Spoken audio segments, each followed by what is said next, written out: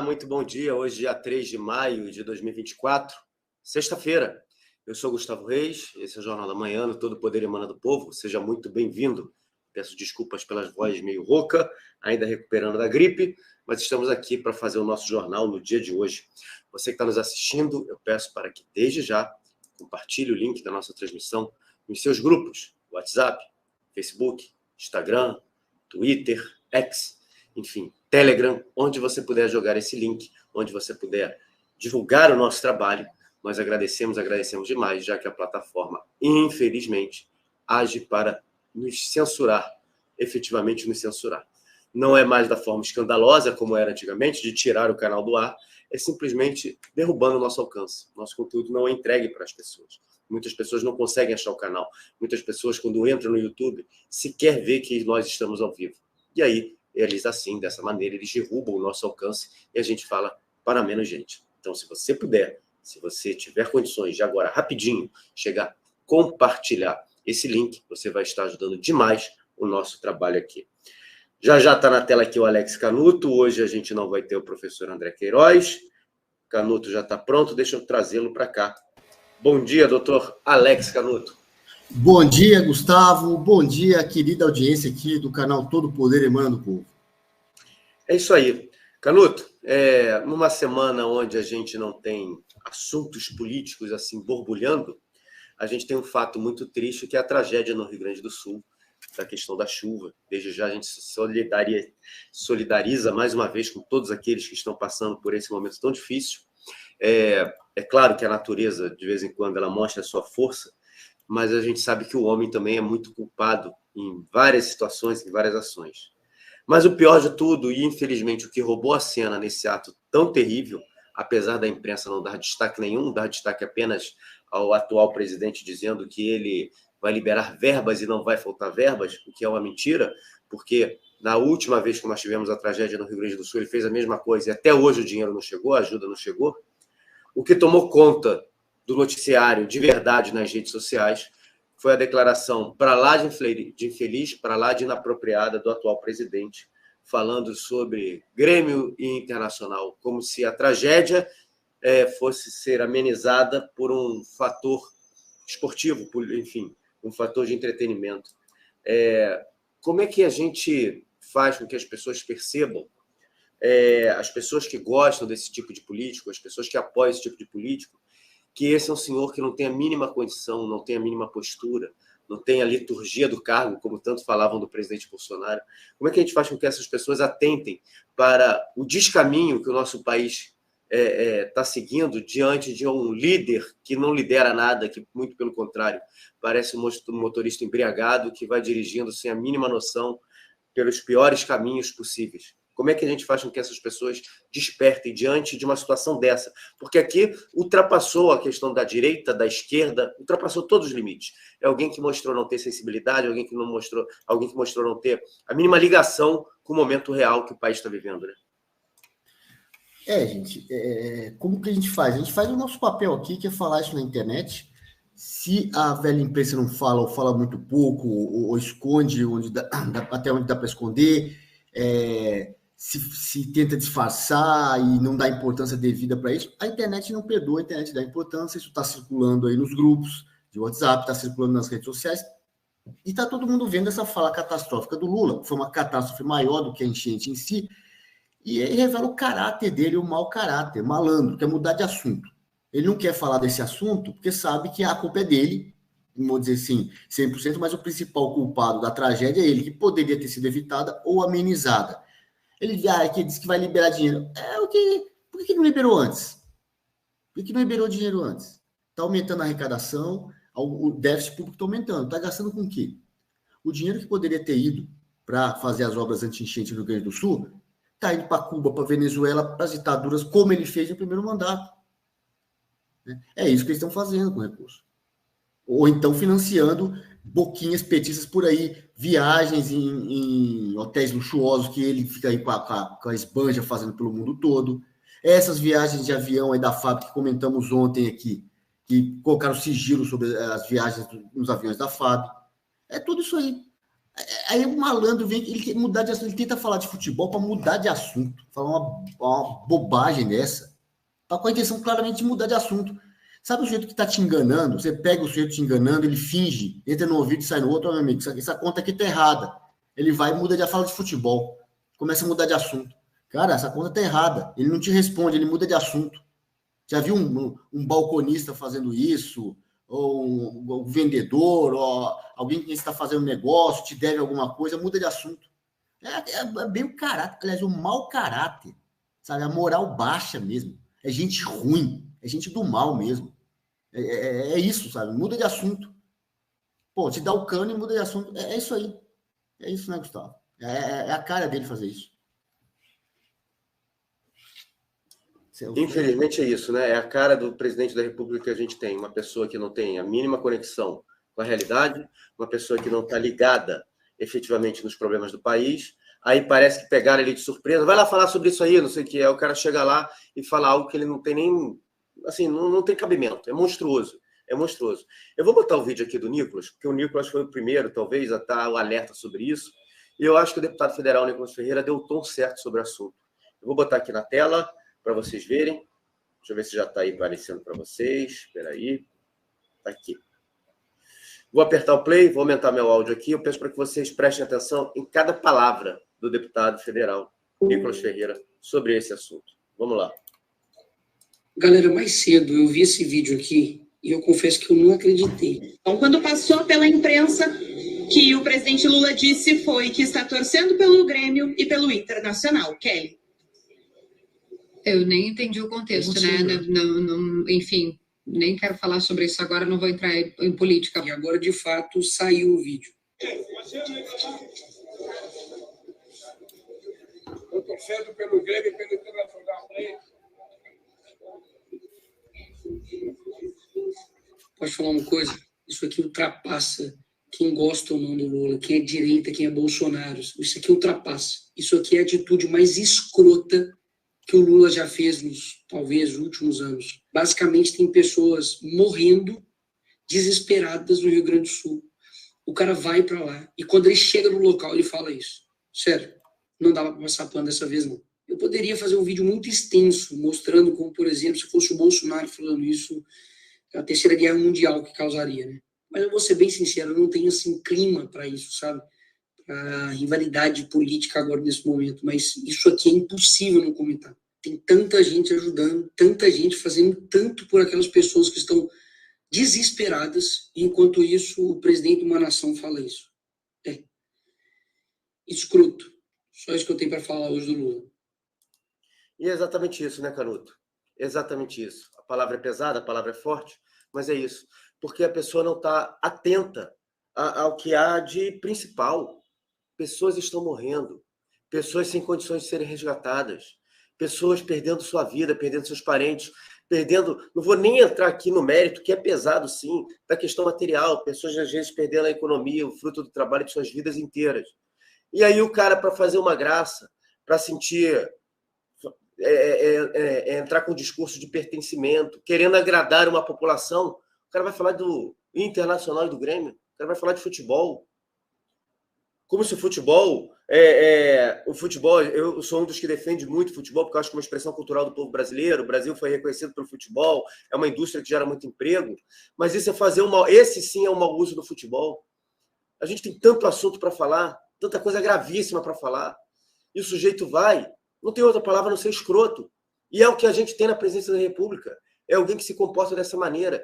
E se ele trata uma situação dessa, de calamidade pública, onde pessoas estão morrendo, pessoas não estão conseguindo auxílio, ele poderia ter chegado e falado, olha, já pedi às Forças Armadas, já pedi ao governador para me dar um panorama maior, não vamos medir esforços, estou pedindo ajuda de países amigos. Israel ajudou quando a gente teve o problema de Brumadinho, né? Será que o Hamas vai mandar a gente para ajudar? Será que a Colômbia do Petros, que cortou relações agora com a Israel, vai mandar gente para ajudar?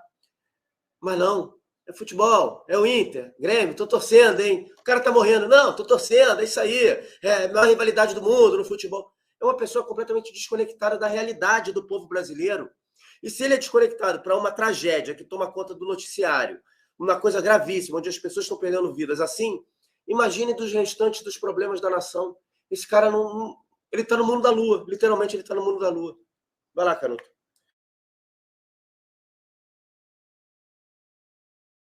Seu áudio, eu acho que o Nicolas acertou muito bem na palavra, né? Fiquei falando aqui que é mau caratismo, o cara não tem caráter, baixa moral. O Nicolas foi um ponto escroto. Escroto, é um lixo mesmo. Esse pessoal é um lixo de gente. Um lixo mesmo, sabe? Não tinha que estar na presidência da República, não. Tinha que estar marginalizado do debate público. Mas como tem pessoas que têm um caráter lixo que nem ele, escrotas que nem ele, para ganhar boquinha no governo do PT e tal, apoia essa porcaria. E aí leva o Brasil inteiro pro buraco, né? Para a situação que nós estamos hoje. Tinha que estar onde ele estava, detido. Né? Sujeito que foi o maior ladrão da nação, chefe do maior esquema de corrupção do mundo, o cara que roubou do país, está na cadeira da presidência, não, ele tinha que estar detido. Era lá que ele tinha que estar, atrás das grades. Essa é a verdade.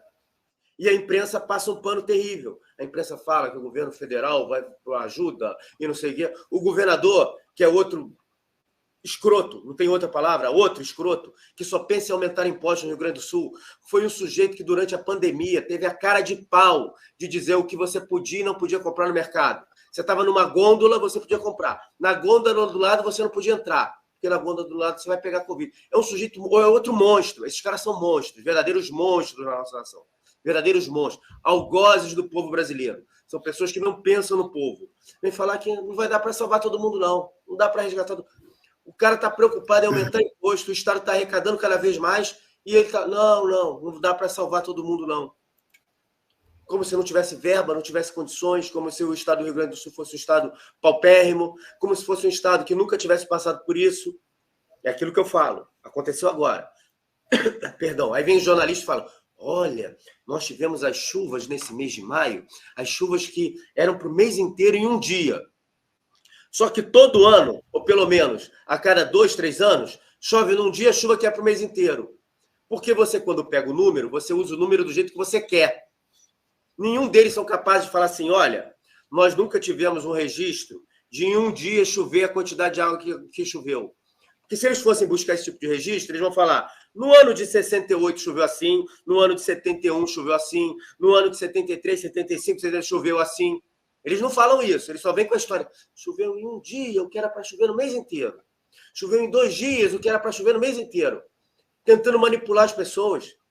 Tentando manipular. Aí barragem estoura, não tem escoamento de água. É claro, eu moro numa cidade litorânea, a gente sabe que algumas situações, elas realmente competem para isso, mas não é o caso, lá é chuva na serra. Por exemplo, no Rio, se você tiver maré alta, lua cheia, uma série de coisas, e chover muito, a água não escoa, porque a maré está alta, a maré está mais alta do que o rio, a água fica represada. O Rio sempre teve muitos alagamentos, porque a cidade do Rio foi reconstruída em cima de charcos, em cima de lagoas, em áreas que já são naturalmente mais baixas do que o mar. Até que, enfim, fizeram aquilo que o Lacerda tinha projetado há 50 anos atrás, os grandes bolsões para armazenamento de água, que é você, de certo modo, repetir o que a natureza tinha construído ao longo de milhões de anos, né? Uma área para você alagar. Mas não é o caso lá em cima. O governador é um escroto, o presidente da República mais escroto ainda, o nosso comandante das Forças Armadas, que disse que o Exército está pronto para tudo, não deu um pio, não deu uma declaração. Ele que gosta de vir falar aí sobre o que aconteceu no 8 de janeiro, sobre o que aconteceu com os patriotas, até agora não deu um pio, não mostrou disposição para fazer nada, absolutamente nada, já era para estar lá, todos eles já eram para estar lá, ajudando, montando hospital de campanha, ajudando na doação, disponibilizando avião da FAB. Alguém já viu aí falar que tem avião da FAB saindo do Rio, de São Paulo, de Minas, do Nordeste, para levar donativo? Eles já se prontificaram, os comandantes das nossas forças já chegaram a público, já falaram assim, ó, no campo aqui no Rio, Campo dos Afonsos, você pode fazer sua doação. Em São Paulo, no Campo de Marte, você pode fazer sua doação. Em Brasília, na base aérea, você pode ir lá e fazer sua doação que nós vamos transportar. Nenhum deles, todos calados. Mas eles estão preocupados com as críticas da rede social. A gente está muito mal parado na mão desses vagabundos. A gente só tem vagabundo cuidando da nossa vida. Em cargo de poder, só tem vagabundo cuidando da nossa vida. Que só pensa em dinheiro. Só pensa em dinheiro. E, Gustavo, né, é engraçado esse argumento dele, choveu em um dia, eu queria para chover em um mês. Isso nunca acontece? Foi a primeira vez, né, que isso aconteceu? É isso que eu estou falando. Sempre Isso assim. acontece sempre assim. Todo ano, cara, tem problema assim.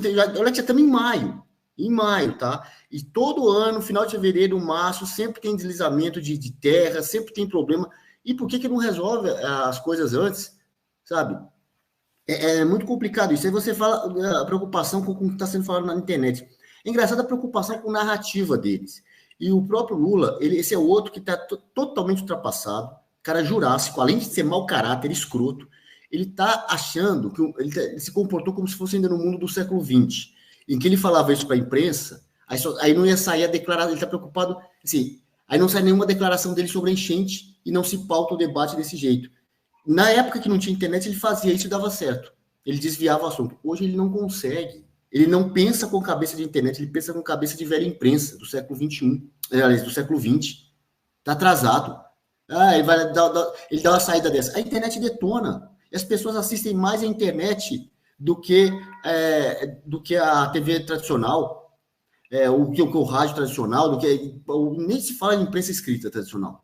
E as pessoas mais cultas, que têm mais acesso à informação, assistem a internet, e isso influencia a opinião pública, mesmo daqueles que não assistem a internet, que não tem tanto acesso assim. Demora um pouquinho para chegar, mas chega. É por isso que eles perdem o debate público. É por isso que eles não enchem a rua. Por isso que a internet não apoia as lives deles. O Lula, o cara, no cargo de presidente da República, não põe mais que 4.000 pessoas numa live. Pô, que é isso? E aí, assim, a única coisa que eles têm a favor deles é o TSE, para dizer que ele teve mais votos que o adversário dele. É a única coisa que sobrou. Porque respaldo popular, legitimidade, isso aí não já perderam há muito tempo.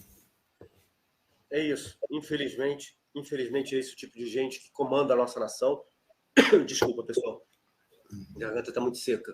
É o tipo de gente que comanda a nossa nação, que não estão pensando em nada. Estão pensando só em manter os seus benefícios, manter sua vida de bom vivant, manter o poder, roubar dos nossos cofres e reduzir o povo a simples massa de manobra. Simples massa de manobra. É isso que essa gente está preocupada. Televisão aqui no Rio de Janeiro só fala do show da Madonna. É Madonna para lá, Madonna para cá, Madonna do não sei o quê, Madonna do cacete A4, só fala disso. O prefeito governa a cidade do Rio de Janeiro falando da Madonna. E, infelizmente, a oposição é muito ruim. A oposição, que somos nós, é muito ruim, porque não leva o debate para onde tem que levar. Fica, tá vendo? O prefeito gastou 10 milhões, o prefeito gastou... Grandes porcaria gastar 10 milhões. Grandes porcaria gastar 10 milhões. A gente precisa de investimento em muita coisa, e o turismo é um setor que precisa de investimento. Ainda ontem conversava com o Rafael Satien, que vai preparar um vídeo sobre isso, a gente debateu sobre esse assunto, ele vai preparar. O problema não é ele gastar 10 milhões, porque movimenta de verdade a economia. Hoje você vai procurar um Airbnb em Copacabana, um hotel não tem, está tudo cheio. É táxi, é restaurante, a gente sabe que enche. O problema é que, por que ele não faz isso nos outros anos? Se gera tanta economia, se faz com que a economia fique dinamizada, por que esse prefeito vagabundo, que esteve, como diz o professor, vagabundo, esteve aqui está na cadeira de prefeito há 4 anos, conhece a cidade há não sei quantos anos, por que ele não fez um show de impacto mundial no ano passado? Por que ele não fez um show no ano retrasado? Por que o Rio de Janeiro, que é uma cidade olímpica, não tem um calendário de eventos esportivos que movimenta a cidade? Sabe por quê? Porque esse show é destinado para poder atender os seus cabos eleitorais. É isso. As pessoas que vão trabalhar para ele na eleição. As pessoas que vão trabalhar para ele nessa campanha de agora. E a gente não tem ninguém. Aí fica um monte de gente querendo pegar onda no eleitorado de direita, fazendo uma leitura errada e falando, gastou 10 milhões, porque ele gastou 10... Grandes porcaria gastar 10 milhões. A previsão de impacto na economia da cidade é de 300 milhões. Então, o prefeito, o menino maluquinho, o filho do menino maluquinho, do César Maia, o maluco do Eduardo Paes, ele tinha que fazer 2 eventos assim por ano na cidade do Rio de Janeiro. 2. Bota 300 milhões na cidade, faz 2. Faz 2. Mas ele não fez. Nos 3 anos que passaram, ele não fez nada. Absolutamente nada. A gente foi repito, nós fomos uma cidade olímpica. Barcelona tem calendário olímpico. Los Angeles tem calendário olímpico. Sydney, na Austrália, tem calendário olímpico. Paris tem calendário olímpico. E o Rio de Janeiro? Tudo aí jogado, as traças. Literalmente as traças. Deixado de lado. E a televisão só fala do evento da Madonna. O nego tá morrendo no Rio Grande do Sul, mas só fala da Madonna, só isso, é só isso. E os nossos políticos não fazem. Que eram para cobrar, não fazem. Não cobram. Tá aqui. Eu ia deixar por último, que é a nossa capa. É só dinheiro, só pensam nisso daqui. Sob pressão do Congresso, o governo vai liberar... Perdão, sob pressão do Congresso, o governo libera, ou seja, já liberou 13,7 bilhões de reais em emendas parlamentares só no mês de abril. Canuto, só em um mês, abril, 13,7 bilhões de reais. Comparação com o mesmo período de anos anteriores mostra a aceleração nesses repasses em meio a tentativas de manter vetos e aumentar a articulação.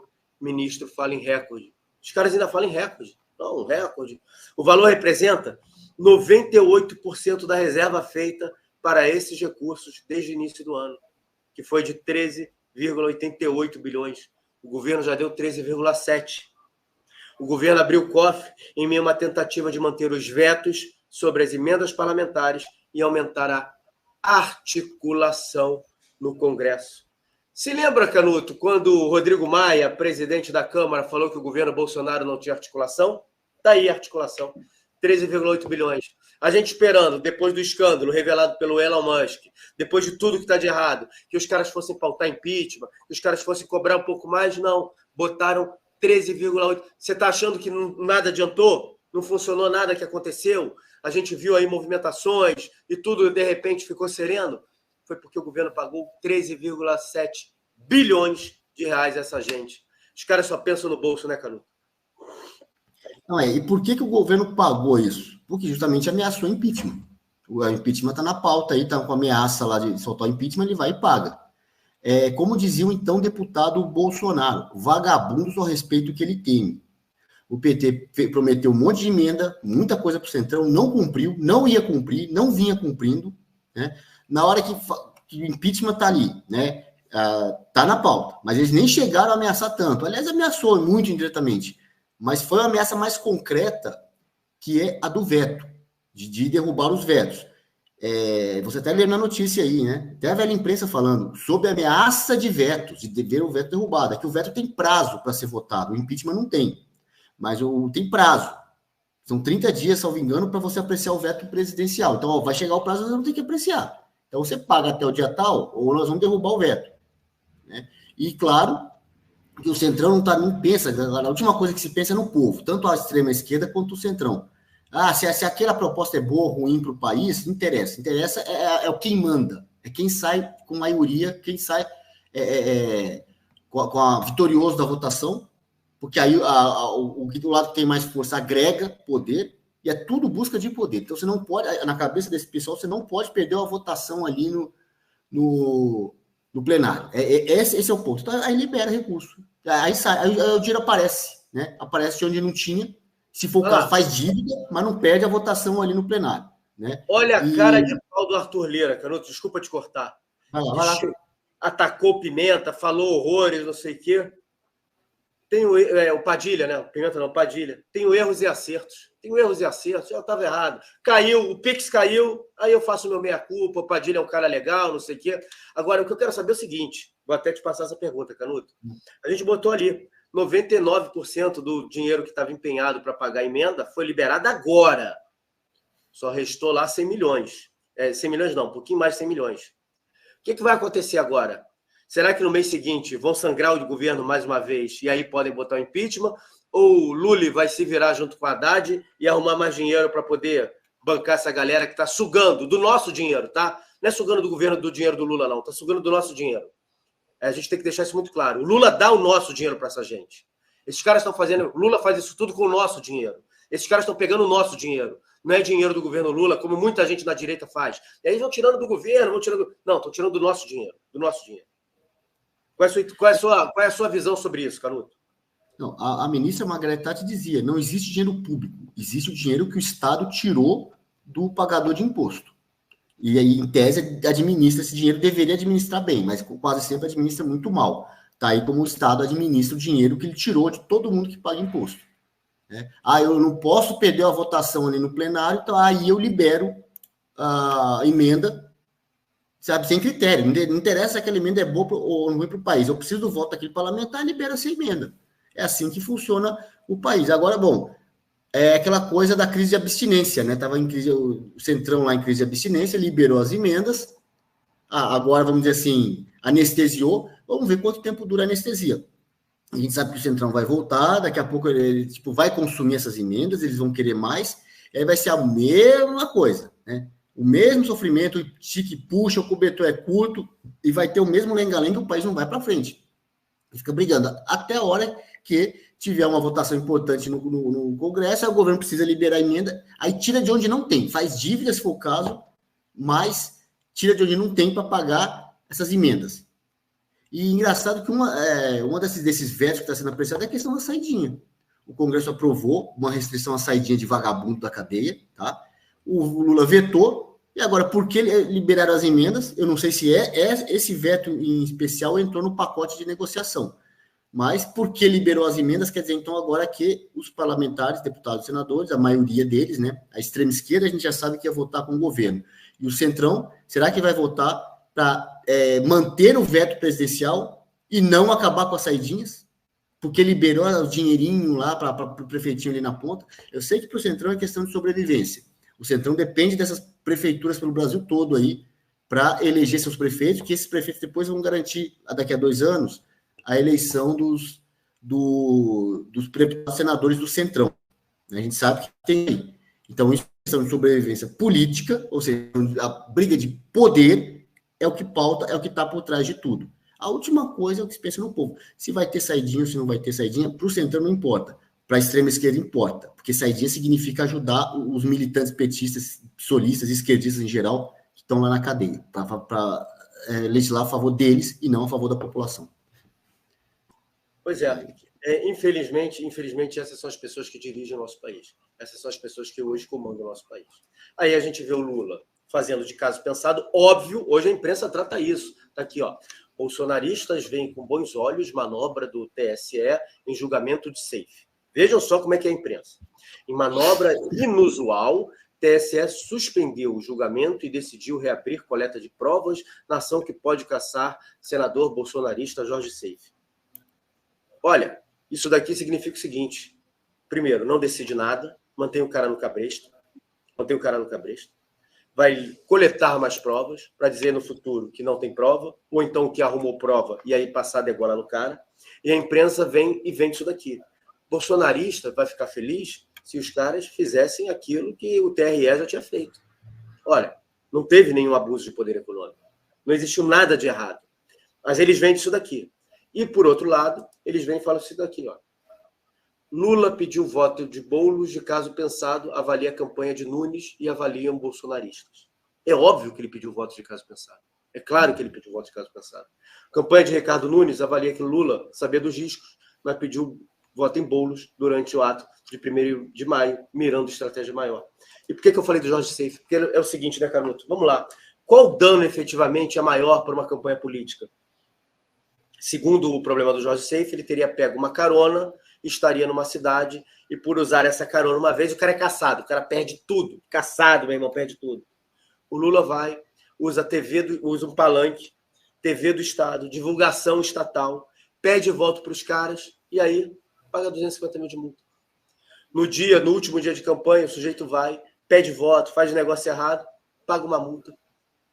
Essa legislação eleitoral é uma vergonha, a gente sabe disso, né? Quanto mais burocratização, é a forma mais fácil que você tem de punir os seus inimigos e privilegiar os seus amigos. Mas é tão óbvio que o Lula pediu os votos de propósito, sabendo do que ia acontecer. No dia 1º de maio, só se falou do Boulos, candidato a prefeito. No dia 1º de maio, só se falou do Lula apoiando o Boulos, e depois paga uma multa desse tamanho. E o Jorge Seife está feliz. Está feliz porque ele ainda continua na coleira, ainda continua com a cabeça assim, sabe, na degola? Ali na como é que é o nome? Na coisa que matava lá na Idade Média, lá na masmorra? Na Revolução Francesa. Guilhotina. O Jorge Seife está com a cabeça na guilhotina, mas os bolsonaristas estão achando mó barato. Pô, foi bom demais o que o TSE fez. A imprensa mentirosa, a imprensa vergonhosa e essa legislação eleitoral que é uma sacanagem, né? É uma sacanagem. Não tem outra palavra para definir essa legislação eleitoral. Não é só a legislação, é a legislação, mas assim, é quem está aplicando a lei. O Jorge Soros já falou, para quem investir em fazer leis, é como a lei vai ser aplicada, então ocupa espaço no judiciário, sabe? E não ali no legislativo ou no executivo. Até o PCC faz isso hoje em dia. Não pegaram o PCC aí querendo financiar estudantes de direito para prestar concurso, para ser juiz, para ser promotor. Até o PCC. O Jorge Soros já está fazendo isso há mais tempo. Essas fundações aí de apoio à pesquisa, ao estudo, bolsa para estudante, tudo, é para botar gente, entre outras razões, para colocar gente lá no judiciário, ocupar espaço. Quando eu falo que a direita tem que prestar mais concurso público, é para isso. A turma do Jorge Soros está entrando. E agora o PCC está querendo entrar também. Tinha planos de entrar, né? Porque aí coloca a gente no judiciário e aplica a lei dessa forma. Olha só, faz uma comparação. O caso do SAFE em Santa Catarina, primeiro, olha a notícia como ela é dada. Bolsonaristas acharam isso. Qual bolsonarista? A notícia falou? Olha como é que a velha imprensa faz negócio. Eles querem dizer que assim, precisa criar o personagem da narrativa, o personagem da ficção. Como não tem quando acham uma declaração para colocar entre aspas, eles colocam, às vezes inventam, mudam o que você falou, né? O Zico tem uma situação dessa, quando ele foi jogar na Itália, ele fala que inventaram uma entrevista com ele. Eu não dei entrevista para jornal nenhum, inventaram. O jornalista inventou as perguntas, inventou as respostas e botou como se fosse ele. Naquela época, nos anos 80, não tinha internet, né? Hoje tem. Hoje eles estão um pouquinho mais precavidos com isso, mas ainda fazem as atrocidades. Então coloca bolsonarista. Eu queria saber qual bolsonarista que disse o quê, comemorou o quê ali, né? Eu sempre tenho para mim, quando você vai falar com o jornalista da velha imprensa, da imprensa escrita, grave. Hoje em dia tem celular, tá fácil gravar. Porque ele muda o que você escreveu e coloca na matéria que você falou uma coisa lá, muda o que você falou, aliás. Escreve uma coisa que você não disse, tá? Então não dá para saber isso aí, não dá para saber se é verdade ou não. Que bolsonarista é esse? Não, mas precisa do personagem. Bolsonaristas estão felizes com o adiamento. Aí escreve lá, sei lá quem, né? Que ficou feliz com o adiamento. Aí você olha o processo contra o Jorge Seife lá em Santa Catarina. Você vê a advogada dele, e o vídeo da advogada do Jorge Seife circulou o Brasil todo, falando, peraí, gente, qual a acusação contra ele? Que ele usou o avião, pegou carona aí no avião do Luciano Hang, do velho da Van. Peraí, mas tem prova de que ele usou o avião? Não. O avião estava no chão, esse avião ficou no chão, não decolou nesse dia. Ou assim, você tem a lista de todo mundo que entrou no hangar, onde o avião estava, não tem o nome do Jorge Seife, né? Aí depois o avião decolou não sei aonde, aí pousou, tá aqui a lista de todo mundo que pousou lá, não tem o nome do Jorge Seife. Ele foi de uma cidade para outra, sei lá, de 600 quilômetros em 8 horas, alguma coisa assim. Ele não podia ter ido de carro. Podia, correndo, arriscando tomar multa, mas dava para chegar de carro, né? Então se ele chegou dessa cidade, aquilo ele só pode ter ido de avião, e se foi de avião, então só pode ter ido do avião do Luciano Hang. Essa é a acusação contra ele. Não tem prova de que ele usou o avião do Luciano Hang. Estão querendo caçar por ter usado o avião. Pegar uma carona no avião, né? Agora, o Lula pega carona. Olha o que o Lula fez. Vai num ato, paga com dinheiro público, porque tinha patrocínio da Petrobras, Lei Rouanet. Tinha isso aí no ato do 1º de maio. Tá? Durante o governo Bolsonaro não teve isso nos atos do 1º de maio, que a direita organizou. Nunca teve dinheiro público. Nunca teve. Eu sou testemunha disso aí. Eu estava lá nos 1º de maio na Paulista nos últimos anos. Nunca teve dinheiro público. Agora, a esquerda não faz porcaria nenhuma sem dinheiro público. Não faz sem mamar no dinheiro dos outros, né? É o socialismo durando enquanto dura o dinheiro dos outros. De novo, ministra Margaret Thatcher, né? Dinheiro dos outros socialistas. A direita banca seus próprios atos, vai de graça, ninguém paga a mortadela. Agora, no 1º de maio, o pouquinho de gente que tinha lá, eu tenho certeza que quase todo mundo ali era mortadela pura, ônibus de mortadela, para botar aquele mínimo de gente lá, não ficar... tentar não ficar feio, mas ficou feio, porque também nem a mortadela fizeram direito. Aí ele vai lá, pede voto para o Boulos. O que vai acontecer aquilo ali? Nada, no máximo uma multinha. E o Seife, não é que estão querendo multar o Seife. Não é multa para o Jorge Seife, não. É cassação de mandato. Cassação de mandato, não é multa. Não tem prova. Sabe assim, é uma coisa totalmente forjada, uma forçação de barra. Uma acusação sem sentido. Querendo incriminar o cara sem ter provas de que foi ele, de que ele usou o avião. Não tem essa prova nos autos, mas eles vão querer, estão segurando aí, mas vão querer condenar de qualquer jeito, porque ele é de direita. Se for de esquerda, Amigo, usa avião para cima. A esquerda, o que faz? Põe sigilo nos voos da FAB. Voa de avião para cima e para baixo, fazendo política, né? E vai saber se não está levando parente para passear, tudo dessas coisas aí, vai saber se não está fazendo isso, mas faz política e põe sigilo nos aviões da FAB. Aí a direita não faz isso, tem uma acusação sem prova contra o Jorge Seife. E olha, se não tivesse esse negócio do avião, se a cidade fosse mais perto, tal, eles iam inventar outra coisa. Eles querem caçar o Jorge Seife. E aí estão querendo inventar alguma coisa contra ele.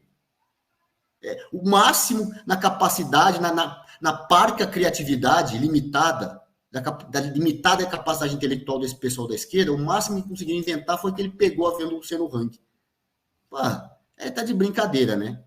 Nem criatividade, nem capacidade intelectual para criar uma coisa melhor, para construir uma tese jurídica melhor, esses caras têm. Tá? Nem capacidade de pessoal da velha imprensa para fazer narrativa. Discutimos aqui a semana passada, né, Gustavo? Falei, pô, se é para criar narrativa, bicho, se eu tivesse lá como advogado da Globo Lixo, ou como jornalista, eu fazia a narrativa melhor que esses caras. Qualquer um da direita é para fazer isso, a gente faria melhor. Mas a gente não está aqui para fazer narrativa, a gente está para falar a verdade. A gente não está aqui por dinheiro, não.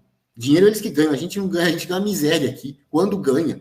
Né? A gente não está aqui para criar narrativa. Se fosse para criar narrativa, a gente ganhava muito mais dinheiro. Podia ganhar muito mais dinheiro, mas não. Nós estamos aqui brigando contra o sistema, apanhando, correndo risco, né, de perder canal, de chegar a Polícia Federal na nossa casa aqui. Por quê? Porque você falou, porque você expôs a verdade, desconstruiu a narrativa deles. Isso a gente faz com o maior prazer, a gente faz por missão, sabe? Missão divina mesmo, é uma guerra espiritual. Nós estamos aqui para tomar porrada. Lembra dos primeiros cristãos que iam para a arena ser comidos pelos leões? Para quem? Olha, dos 11 apóstolos fiéis a Cristo, só um morreu de morte natural. Os outros 10 ou foram decapitados, crucificados, ou morreram condenados lá pelo STF daquela época lá do Império Romano. Então, amigo, para quem perdeu a cabeça, para quem foi jogado na arena pelos leões, botar tornozeleira eletrônica, bloquear a conta bancária, isso aí é fichinha, isso aí a gente aguenta sem problema nenhum. Pode vir que o couro é duro e nós não vamos parar, não. Nós vamos continuar desconstruindo a narrativa dessa gente. E o que acontece é que a própria imprensa já reconhece isso, que não tem nada, não tem como seguir de pé, não tem como ficar de pé. O problema é que eles não querem que o povo volte ao poder. Então, eles estão no mato sem cachorro também. Tem que ficar aturando esse vagabundo que aí tá. Vejam só, eu vou botar aqui na tela para vocês. Peraí. Fecha. Isso, eu vou botar aqui na tela para vocês um vídeo que está no Twitter, né? Todo mundo viu aí. Deixa eu botar aqui, cadê? Vou botar aqui. Não vou conseguir botar o vídeo. Que é a Daniela Lima lá falando. Tá escutando? Não sei se você... Não, estou te ouvindo. Ela diz assim, olha quanta gente o Bolsonaro bota na rua, e o Lula vive sozinho. O Lula vive sozinho. E assim vai, por conta dos atos do 1º de maio. É uma realidade que não dá mais para esconder. Como é que esse sujeito teve o número de votos que eles alegam que ele teve? Como é que ele teve o número de votos que eles alegam que ele teve? Nós vivemos uma gigantesca fraude, e quando eu falo fraude, não é por conta da eleição, é por conta de tudo, por conta do momento que nós estamos vivendo, onde o certo virou errado e o errado virou certo, onde aquilo que os seus olhos mostram não serve de nada, o que serve é o que algumas pessoas falam. Ainda ontem eu estava vendo um cortezinho do Monark, e o Monark falava exatamente sobre isso. Essas pessoas que fazem isso tudo, vocês acham que essas pessoas também não agem em outros campos? Ele cita aí a questão eleitoral. E é isso, né, Canuto? A gente vive uma verdadeira mentira, uma verdadeira fraude. E as pessoas querendo forçar isso como se fosse verdade. As pessoas querendo nos forçar a viver essa realidade paralela como se ela fosse verdade. E, enquanto isso, esse governo vai trabalhando para minar o pouco de resistência que nós temos. Resolução do governo Lula proíbe evangelismo em presídios. O texto não tem força de lei, mas traz orientações para as penitenciárias. Ou seja, eles criam uma resolução do Conselho Nacional de Política Criminal e Penitenciária, ligada ao Ministério da Justiça, recomendando algumas mudanças nas reuniões religiosas em presídios com o objetivo de garantir a liberdade religiosa. Uma das partes mais polêmicas do texto, que não tem força de lei, mas faz orientações para os presídios, é vetar o proselitismo religioso. Isto é, a prática de apresentar uma crença para uma pessoa que professa outra. Em termos gerais, o evangelismo de presos se torna proibido dentro das penitenciárias do país. Publicada no Diário Oficial da União, na última segunda-feira, a resolução garante que representantes de todos os credos tenham acesso a presídios, desde que não se preocupe em converter presos a aceitarem uma religião diferente da dele ou se tente convencer os que não possuem nenhuma religião. Cara, isso daqui é uma escrotidão sem fim. Eu me lembro muito bem do Roberto Jefferson no programa Pânico, dele falando, dentro do presídio você tem duas grandes instituições fazendo pregação. Uma é a igreja evangélica, e a outra é o PSOL. Com essa resolução, você não vai poder pregar. Você não vai poder pregar a palavra dentro da igreja. Mas o pessoal vai poder trabalhar livremente, estimulando ódio, estimulando rancor, estimulando tudo aquilo que há de ruim, o esquerdismo na veia. Quando a gente fala que o esquerdismo é uma religião, aqui está a prova, né, Canuto? Nenhuma religião pode participar, apenas a nossa, apenas o esquerdismo. Como é que você vê isso? Bom, vamos analisar. Isso aqui tem muita coisa por trás disso. Primeiro, aquilo que o professor Olavo falava. Poder a medida de poder é quanto que as pessoas te obedecem. Tá? Poder não é cano de fuzil, não é tinta de caneta, não é chave do cofre, não é nada disso. Poder é quanto as pessoas te obedecem. Você não precisa de cargo. Mahatma Gandhi dá uma orientação, todo mundo vai. Jair Bolsonaro, vamos para a rua. Ele não tem cargo nenhum hoje. Vamos para a rua, todo mundo vai. Não leve cartaz, ninguém leva. Isso é poder. Isso é poder. As pessoas obedecem o Jair Bolsonaro. Tem que obedecer um pouquinho outro pelo medo. Tem cano de fuzil, um cano de fuzil, mas não é fonte de poder. Não é poder em si. Isso aí está fadado a cair em breve. Então, você falou muito bem. É uma resolução de um conselho, um desses conselhos bolivarianos, que não tem força de lei, não é lei. Que do Conselho Nacional de Política Penal, Criminal e Penitenciária, eles são nomeados pelo governo. O governo escolhe, o ministro da Justiça escolhe os acadêmicos, especialistas, zongueiros, pesquisadores, blá, blá, blá, representantes de presos, se quiser botar alguém do PCC, que teoricamente pode, né? Coloca lá. Lembra que o Sérgio Moro, num outro conselho do Ministério da Justiça, do Conselho de Drogas, queria colocar aquela ilhona lá, uma pró-legalização, e deu escândalo, tudo, né? É isso aí, eles colocam. É um bando de petista reunido que vai para Brasília reunir, paga com dinheiro público, a viagem é paga com dinheiro público, né? Eles não têm remuneração, eles têm só a indenização, né? Eles têm ajuda de custo aí para viagem com passagem e estadia paga pelo governo. E vai lá discutir essas coisas e vota uma resolução, uma proposta. Obedece quem quer. Não precisa obedecer. Mas, se você tem poder, se eles colocaram diretores de presídios, estrategicamente ocuparam espaço. Polícia Penal.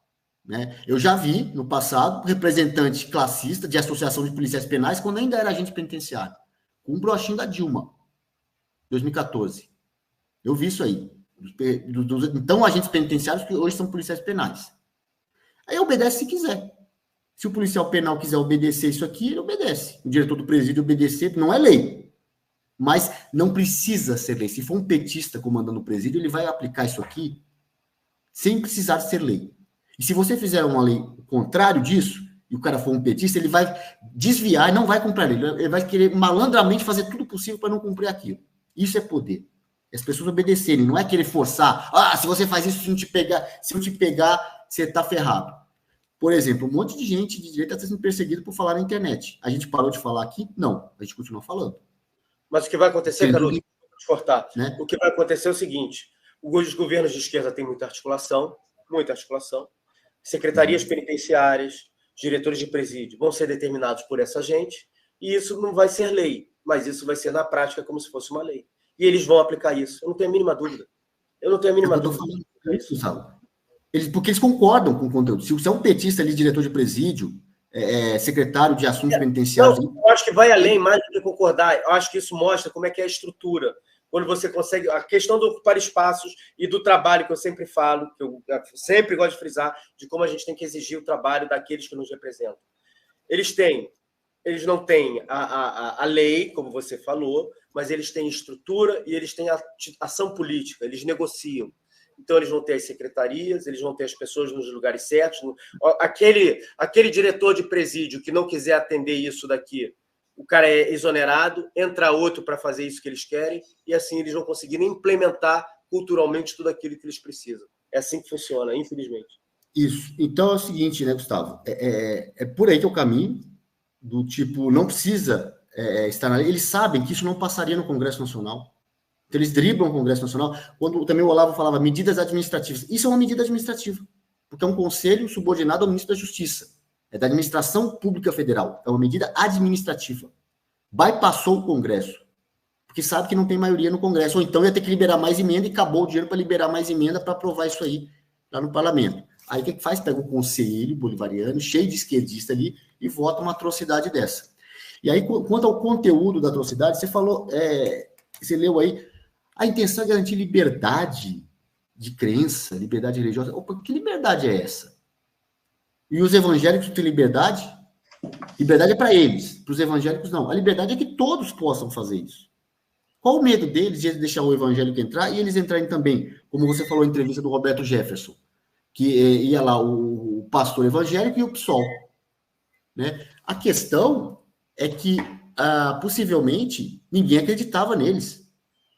O problema deles é o seguinte, eles falam a crença deles, a ideologia deles, do PSOL lá dentro, é a crença deles.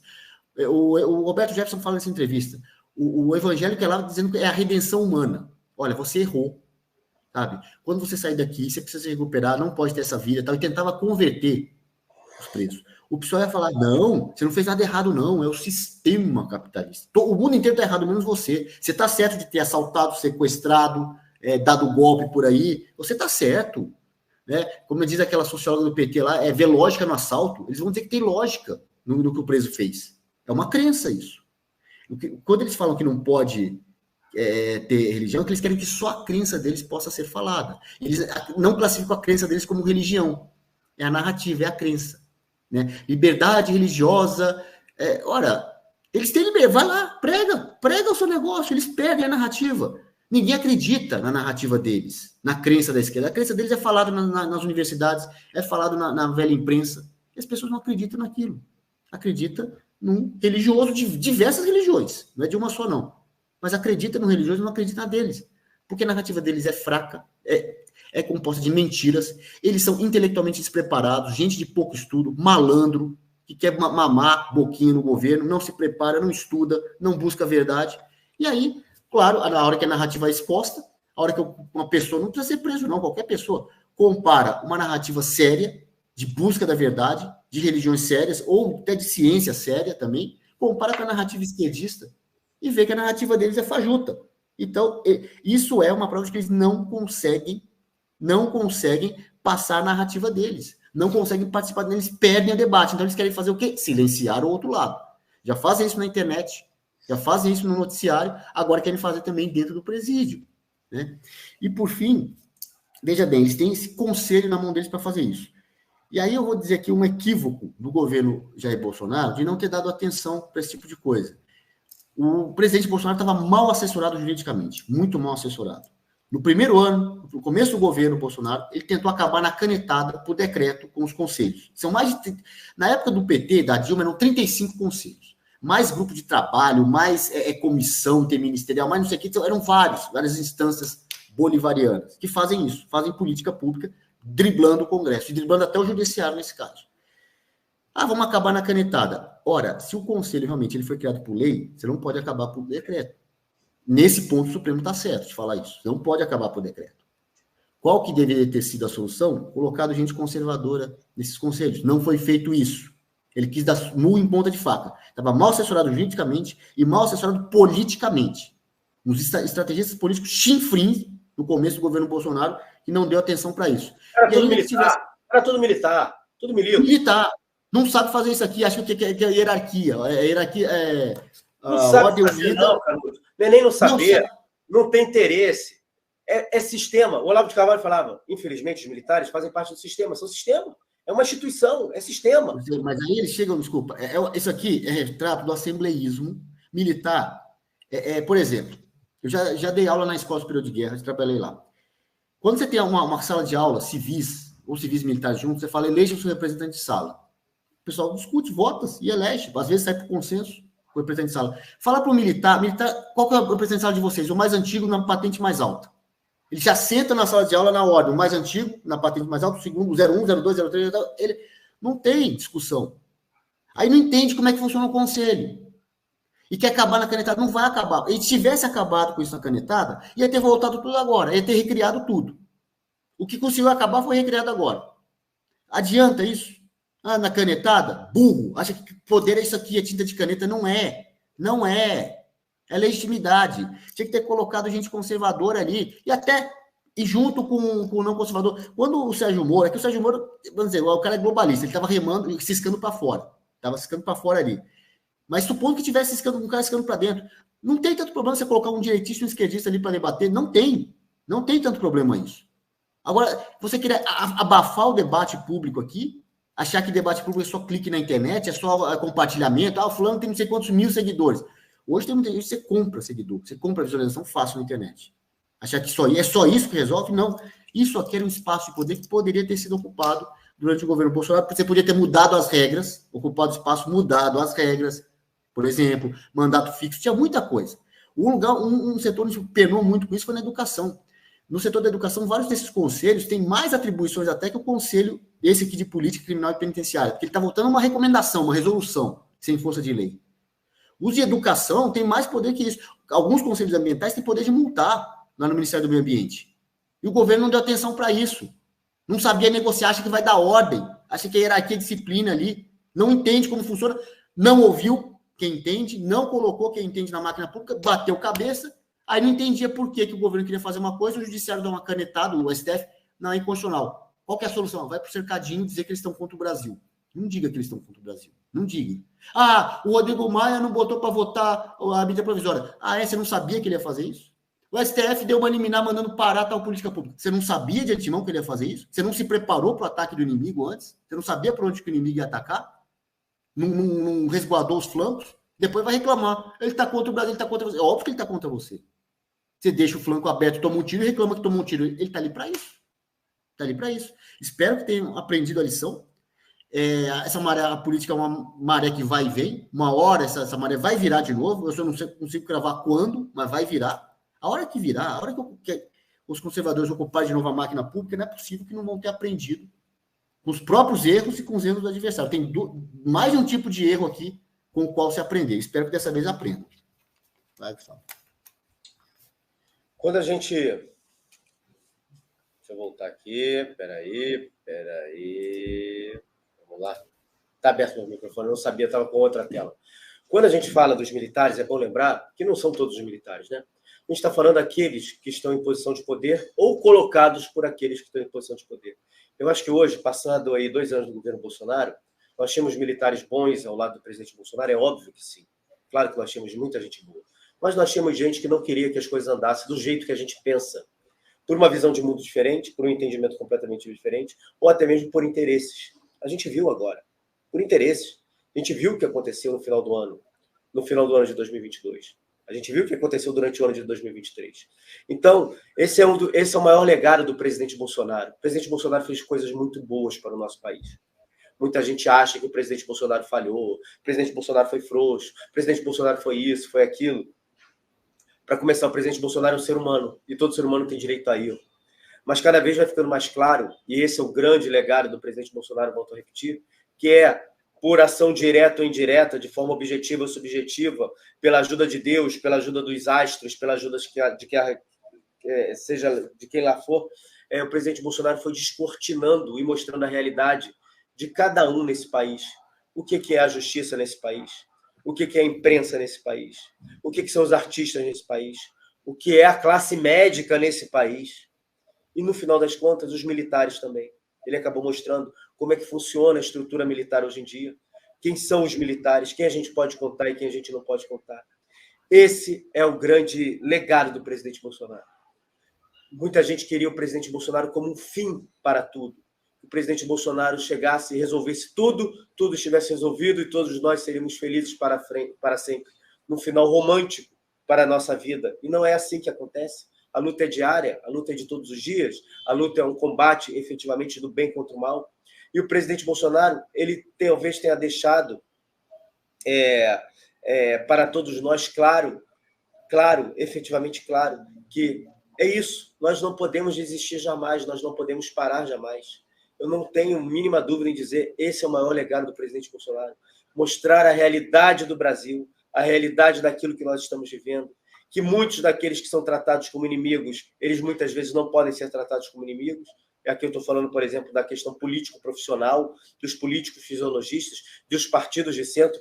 O PL, que é um partido hoje conservador, colocado à direita por conta do presidente Bolsonaro, é algo necessário nessa estrutura política que a gente tem do Brasil, e a gente tem que aprender a dialogar com isso tudo, aprender a dialogar, aprender a escolher quem daqueles que estão lá são os representantes necessários, quem daqueles que compram a briga do nosso lado.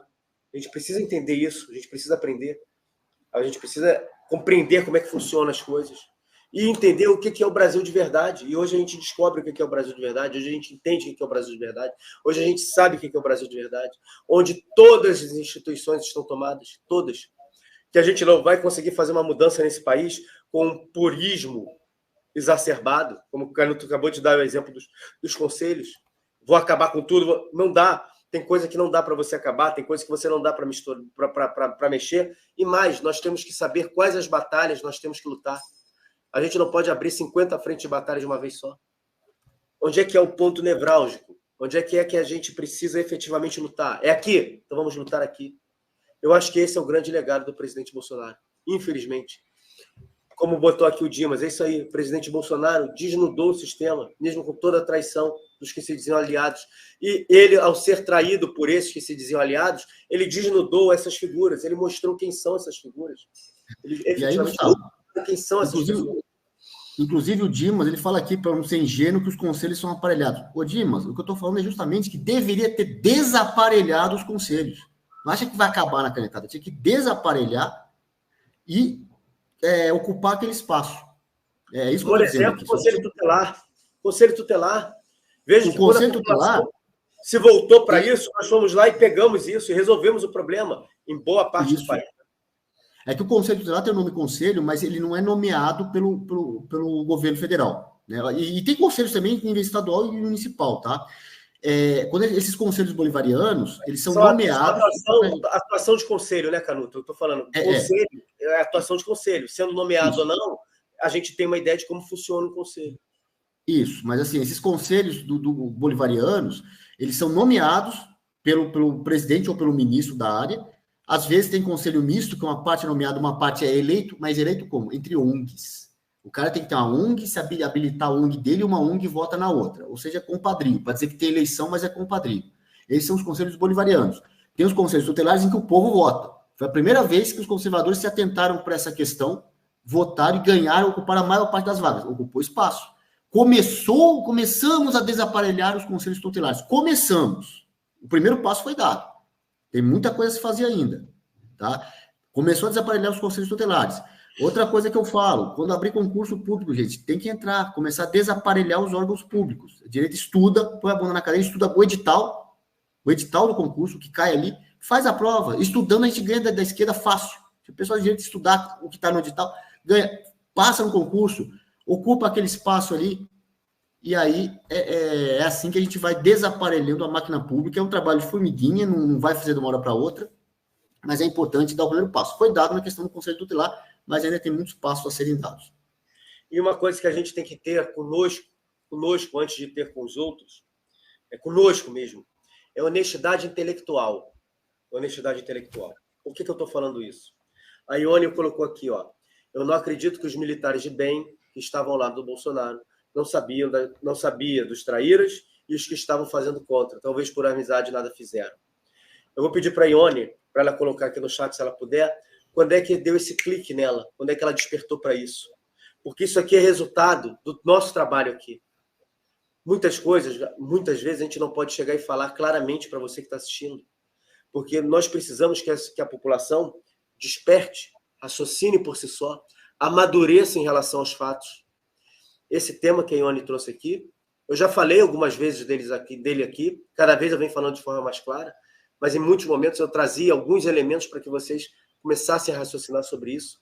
Já discuti isso fora do ar com o Canuto, já discuti isso fora do ar com o Satie, com o professor André Queiroz, com tantos outros amigos. Não entra na minha cabeça, eu acho que eu já falei isso até aqui de forma clara e direta, e hoje eu vou falar mais uma vez. Não entra na minha cabeça que militares muito próximos ao presidente Bolsonaro, que estavam na ativa ainda no início do governo do Bolsonaro, não conhecessem o passado, não conhecessem a história desses que hoje estão comandando as Forças Armadas. Não entra na minha cabeça isso. Só que isso não entra na minha cabeça não é de agora. Isso não entra na minha cabeça desde a época da eleição. Antes da eleição já falava isso. Uma vez eu cheguei a falar isso no Jornal da Cidade Online, fazendo lá à noite, que eu tinha muito medo de qual seria a postura dos nossos militares, uma vez que no Chile fizeram o que fizeram com o Chile, os militares lá nada fizeram. Fizeram o que fizeram com a Argentina, deixaram instalar uma base aérea chinesa na Argentina, que hoje se transformou em território chinês. Território chinês dentro da Argentina. Os militares lá permitiram isso e nada fizeram. Deixaram fazer o que fizeram na Colômbia. Será que esses militares que nada fizeram na Colômbia, que nada fizeram no Chile, que nada fizeram na Argentina, que agiram como agiram em relação à Bolívia, será que os militares brasileiros seriam tão diferentes desses militares? Eu falava isso durante o período eleitoral. Muito temor e com muita dor no coração, porque não é isso que a gente queria dos nossos militares. E parece que a história foi mostrando de que eu não estava errado. Agora, a população brasileira precisa despertar por si só. Isso faz parte do nosso processo de amadurecimento político. Nós, como sociedade, nós temos que amadurecer politicamente. Nós temos que parar de idolatrar. Nós temos que parar de não cobrar. Nós temos que entender que o político eleito, ainda que seja de direita, ele é um representante nosso e ele nos deve satisfação. Ainda que ele esteja munido de muita boa vontade, ainda que ele esteja munido de muita força interior para fazer uma mudança, ele nos deve explicação. E ele precisa agir o tempo inteiro, o tempo todo, com as pautas que o elegeu. E que quando a gente reclama, a gente não está reclamando porque a gente está tão simplesmente com um olhar crítico e destrutivo de um esquerdista, não é isso, é muito pelo contrário, a gente está dando direcionamento. O presidente Bolsonaro pediu direcionamento muitas vezes à população. Se vocês não falam, eu não sei o que está acontecendo. O presidente Bolsonaro, naquela reunião ministerial, falou para todos os seus ministros: se essa porcaria de inteligência, se eu não tivesse a minha inteligência, eu não sabia o que estava acontecendo. Agora, será que a inteligência dele estava munindo ele o tempo inteiro de boas informações ou de más informações? E o cara está longe, o cara não está sabendo o que está acontecendo. E o mesmo acontece com os nossos deputados. Nós não podemos nos amordaçar. Nós não podemos deixar de falar aquilo que a gente está vendo que está de errado. Nós não podemos. Porque durante muito tempo, quando você levantava qualquer lebre, vinha algum vagabundo num perfil apócrifo, um perfil que não tinha a cara do sujeito, que não tinha foto do sujeito, falava e te acusava de ser infiltrado, te acusava de tentar dividir a direita. Não era assim? Não foi assim durante o período eleitoral? Então, isso faz parte do nosso amadurecimento. Do nosso amadurecimento. E a gente está amadurecendo na dor. A gente está tendo que aturar um presidente da República, a gente está tendo que aturar o nosso país nessa situação para a gente amadurecer. Isso faz parte do nosso amadurecimento. A boa notícia nisso tudo é que nós estamos num processo muito mais avançado do que os europeus, do que os portugueses, do que os franceses, do que os ingleses, do que os espanhóis. A gente está num processo muito mais avançado em relação a muita coisa do que os próprios norte-americanos, que ainda acham que não é bem assim. Hoje a gente já sabe, mas nós precisamos amadurecer mais. E o presidente Bolsonaro, que Deus ilumine muito a vida desse homem, de verdade, falo aqui de verdade, com seus erros e acertos, ele é quem está nos proporcionando esse amadurecimento, essa evolução. E aí eu faço a pergunta de novo.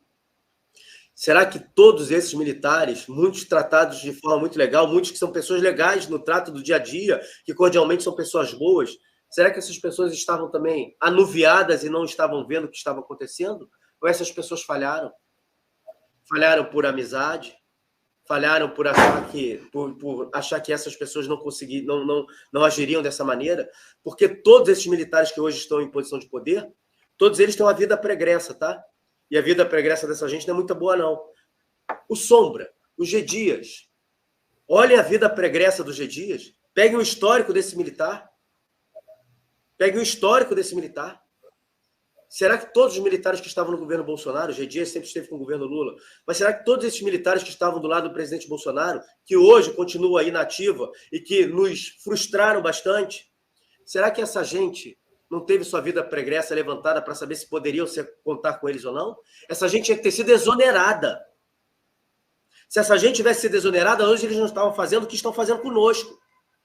Mas não foram exonerados. E por que eles não foram exonerados? Por que a informação correta não chegou no presidente Bolsonaro? O presidente Bolsonaro pegar a caneta que estava na mão dele e exonerar. É isso. É isso.